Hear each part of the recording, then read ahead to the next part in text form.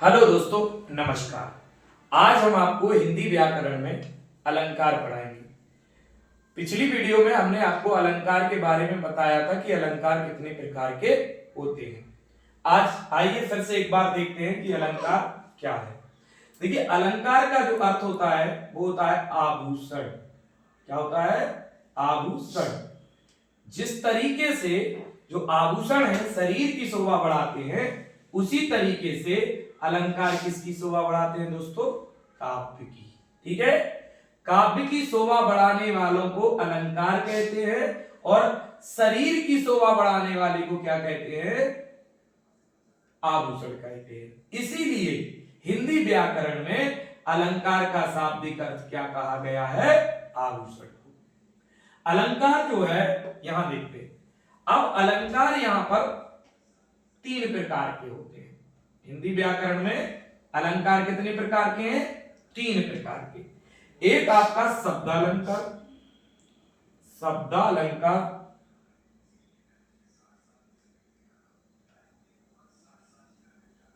शब्दालंकार।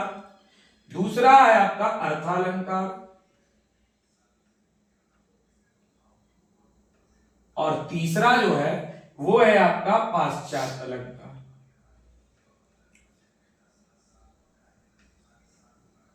ठीक, तीन अलंकार होते हैं हिंदी में: शब्दालंकार, अर्थालंकार और पाश्चात्य अलंकार। आइए, शब्दालंकार क्या होते हैं? जो अलंकार शब्दों पर आश्रित होते हैं उनको हम शब्दालंकार कहते हैं। बात समझ में आई? शब्दालंकार क्या है? जो अलंकार शब्दों पर आश्रित होते हैं उनको हम शब्दालंकार कहते हैं, और जो अलंकार अर्थों पर, शब्दों के अर्थों पर आश्रित होते हैं उन्हें हम अर्थालंकार कहते हैं। और जो अलंकार पाश्चात्य यानी वेस्टर्न साहित्य से आए हैं उनको हम पाश्चात्य या आधुनिक अलंकार के नाम से भी जानते हैं। आधुनिक भी बोलते, आधुनिक अलंकार। ठीक, शब्दों पर आश्रित शब्दालंकार, अर्थों पर आश्रित अर्थालंकार और पाश्चात्य अलंकार जो आपके वेस्टर्न साहित्य से या आए हैं या बाद में जो अलंकार आए हैं उनको आधुनिक अलंकार कहते हैं। आइए बात करते हैं शब्दालंकार की। शब्दालंकार में हमने आपको बहुत सारे अलंकार बताए थे। एक बार आप फिर से देखिएगा शब्दालंकार में कौन कौन से अलंकार होते हैं। एक तो अनुप्रास अलंकार होता है, अनुप्रास। ठीक है, अनुप्रास अलंकार होता है। इसके अलावा आपका अंत्यानुप्रास सॉरी यमक अलंकार भी होता है। इसमें यमक अलंकार होता। यमक अलंकार के अलावा श्लेष अलंकार होता, श्लेष अलंकार होता है। इसके अलावा जो है वक्रोक्ति अलंकार होता है, वक्रोक्ति। इसके अलावा आपका जो है वीप्सा अलंकार होता है आदि। ये कुछ मुख्य अलंकार हैं जो आपके किसके हैं?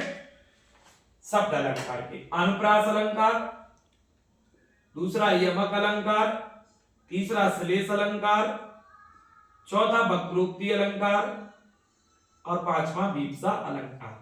ये कुछ मुख्य अलंकार हैं जो शब्दालंकार के भाग हैं। इसके अलावा अर्थालंकार भी बहुत सारे होते हैं, जैसे कि उत्प्रेक्षालंकार, उत्प्रेक्षालंकार, उपमा अलंकार, प्रदीप अलंकार और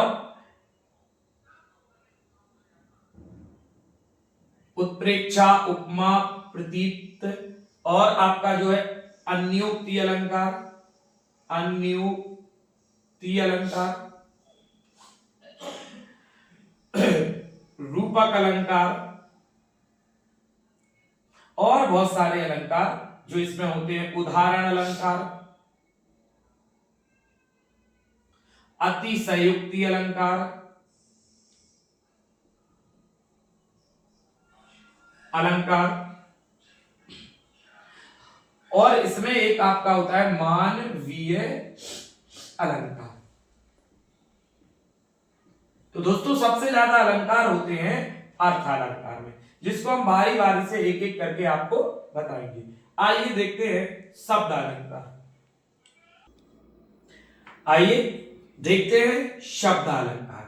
आपको हमने पहले ही बताया था कि शब्द अलंकार वे अलंकार होते हैं जो शब्दों पर आश्रित होते हैं, शब्दों या हम कह सकते हैं वर्णों पर आश्रित होते हैं।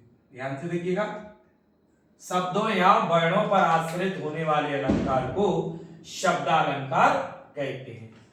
शब्दालंकार में पहला अलंकार है अनुप्रास अलंकार। अनुप्रास अलंकार के पहले तो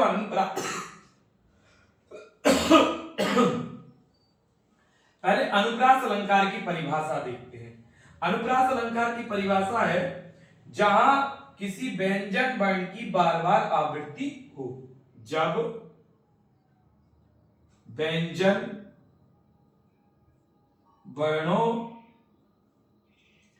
की बार बार आवृत्ति हो। ठीक, ये इसकी परिभाषा है। जब व्यंजन वर्णों की बार बार आवृत्ति होती है तो उसको हम अनुप्रास अलंकार कहते हैं। ध्यान से सुनिएगा, जब व्यंजन वर्ण जानते हैं ना, का से लेकर आपके मां तक स्पर्श व्यंजन है, इसके बाद ऊष्म व्यंजन, और इसके बाद जो है अंतस्थ व्यंजन, और इसके बाद जो है संयुक्त व्यंजन। यानी व्यंजन वर्णों की जब बार बार आवृत्ति होती है, आवृत्ति माने बार बार रिपीटेड होना, बार बार आना, तो उसको हम क्या कहते हैं? अनुप्रास अलंकार कहते हैं। अब देखिए आवृत्ति का मतलब क्या है। जैसे राम लिखा है यहाँ पर, राम, तो भाई एक बार राम तो जो है वो है ही, और राम अब कितनी बार आ गया? एक बार और आ गया। इसका मतलब क्या हुआ? राम शब्द की एक बार आवृत्ति हुई। अगर राम 3 बार लिखा है तो इसका मतलब क्या है कि राम शब्द की 2 बार आवृत्ति हुई। 3 बार लिखा है लेकिन आवृत्ति कितनी बार हुई? 2 बार हुई। अगर 4 बार हम लिख देते हैं राम को तो आवृत्ति कितनी बार मानी जाएगी दोस्तों? 3 बार। 1 2 3, क्योंकि एक बार तो वो पहले से मूल अवस्था में है, उसके बाद वो 3 बार और रिपीट हुआ है। तो भाई जितनी बार अगर लिखा गया है तो उसको एक छोड़ के बाकी जो बचे हैं उतनी बार उनकी आवृत्ति होती है। आई बात समझ में? आवृत्ति का मतलब है कि एक बार अगर कोई वर्ण 2 बार है या कोई शब्द 2 बार है तो उसकी आवृत्ति 1 बार होती है, और अगर कोई शब्द 3 बार है तो उसकी आवृत्ति 2 बार कहलाती है, और अगर कोई शब्द 4 बार है तो उसकी आवृत्ति 3 बार कहलाती है। आई होगी आपको बात समझ में? आगे देखते हैं। तो ये जो है आपका अनुप्रास अलंकार के भाग हैं। कितने भाग हैं दोस्तों? 5 है। ध्यान से सुनिए, छेकानुप्रास, वृत्त्यानुप्रास, एक छेकानुप्रास, दूसरा वृत्त्यानुप्रास, तीसरा आपका लाटानुप्रास, और चौथा आपका श्रुत्यानुप्रास, और पांचवा अंत्यानुप्रास। ठीक, छेका, वृत्त्या, लाटा, श्रुत्या और अंत्यानुप्रास। अब हम आपको छेकानुप्रास के बारे में बताते हैं। देखिए छेकानुप्रास क्या होता है, बिल्कुल संक्षेप में समझिए कि जहां पर, ठीक है, जब किसी व्यंजन का एक ही क्रम से बार बार आना, ये तो अनुप्रास था। छेकानुप्रास क्या होता है? जब एक बार किसी वर्ण की आवृत्ति हो, यानी सिर्फ आवृत्ति कितनी बार हो? एक बार आवृत्ति। ध्यान से सुनिएगा, सिर्फ एक बार आवृत्ति, अर्थात कोई भी शब्द या वर्ण सिर्फ 2 बार आए तो वो कौन सा अनुप्रास होता है? छेका अनुप्रास होता है।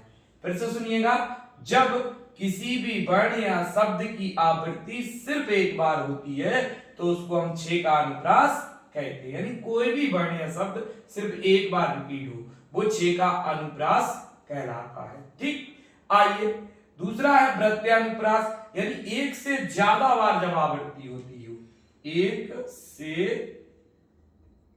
ज्यादा बार क्या हो? आवृत्ति। अर्थात कोई वर्ण तीन बार या तीन से ज्यादा बार आ जाता है तो वो क्या कहलाता है कि उसकी आवृत्ति एक से ज्यादा बार हुई है। तो पहले इन दोनों को समझते हैं, बाद में आपको आगे का समझते हैं। तो छेका अनुप्रास का एग्जाम्पल आपको समझाते हैं। आइए देखते हैं छेकानुप्रास और वृत्तानुप्रास में अंतर और इनकी परिभाषा। बताया कि छेकानुप्रास में सिर्फ एक बार ही वर्ण की आवृत्ति या शब्द की आवृत्ति होगी, अर्थात कोई भी वर्ण या शब्द सिर्फ कितनी बार आएगा, 2 बार आएगा। और यहां 2 से ज्यादा बार है ना, 2 से ज्यादा बार, बात समझ गए। जब कोई वर्ण 2 से ज्यादा बार आता है तो वो आपका वृत्तानुप्रास होता है, और जब सिर्फ 2 बार आता है तो वो छेकानुप्रास होता है। आवृत्ति जब 1 बार हो रही तो वर्ण 2 बार आएगा, 3 बार आवृत्ति हो रही तो वर्ण जो है 2 के बार आएगा, 4 बार।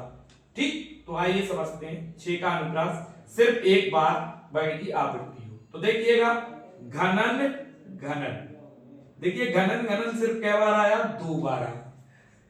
घिर घिर, देखिए घिर घिर भी क्या बार आया, 2 बार आया। अर्थात घनन एक पहले से था, 1 बार उसका रिपीट हुआ। घिर 1 बार पहले से था, 1 बार और आया, यानी 1 बार रिपीट हुआ। आए बदला, घन घन, देखिए घन घन भी 2 बार आया, अर्थात 1 बार पहले था और 1 बार रिपीट हुआ। घन घन घोर कारे छाए बदला, तो यहां पर घनन की 1 बार आवृत्ति हुई, घिर की भी 1 बार आवृत्ति हुई, और घन घन की भी 1 बार आवृत्ति हुई। इसलिए ये कौन सा आपका अलंकार है, छेकानुप्रास। दूसरी तरफ है वृत्तानुप्रास अलंकार, जिसमें 1 से ज्यादा बार आवृत्ति हो, अर्थात कोई भी वर्ण या शब्द, कोई भी वर्ण या शब्द, ध्यान देखिए वर्ण भी हो सकता है या फिर शब्द भी हो सकता है, 2 से ज्यादा बार आ जाता है तो वो वृत्तानुप्रास अलंकार होता है। जैसे कि देखिए चंदू के चाचा ने चंदू की चाची को चांदनी रात में चांदी की चम्मच से चटनी चटाई। तो आप देखेंगे यहां पर वर्ण को देखेंगे, किसको देखेंगे, वर्ण, क्योंकि शब्द ज्यादा रिपीट नहीं हो रहा है। तो चंदू में चा आया, चाचा में चा आया, देखिए शब्द के पहले पहले चंदू में चा, चाचा में चा, फिर चंदू में चा, फिर चाची में चा, फिर चांदनी में चा, और फिर चांदी में चा, फिर चम्मच में चा, और चटनी में भी चा। यानी चा की आवृत्ति जो है 2 से कई ज्यादा बार हो चुकी। देखो 1 बार, 2 बार, 3 बार, 4 बार, 5 बार, 6 बार, 7 बार और 8 बार। यानी चा की आवृत्ति कितनी बार हो गई इसमें, 8 बार। तो हमने आपको बताया है कि जब किसी भी आपके पद्य में या दोहे में 2 से ज्यादा बार किसी वर्ण की या शब्द की आवृत्ति होती है तो उसको हम वृत्तानुप्रास कहते हैं, और जब एक ही बार आवृत्ति होती है तो उसको हम क्या कहते हैं दोस्तों, छेकानुप्रास कहते हैं। तो दोस्तों वीडियो अगर आपको पसंद आया हो तो लाइक शेयर कमेंट जरूर करें और बेल आइकन दबाएं, जिससे नई वीडियो आपके पास तुरंत पहुंचे। जय श्री राम, मिलते हैं अगली वीडियो में जल्दी।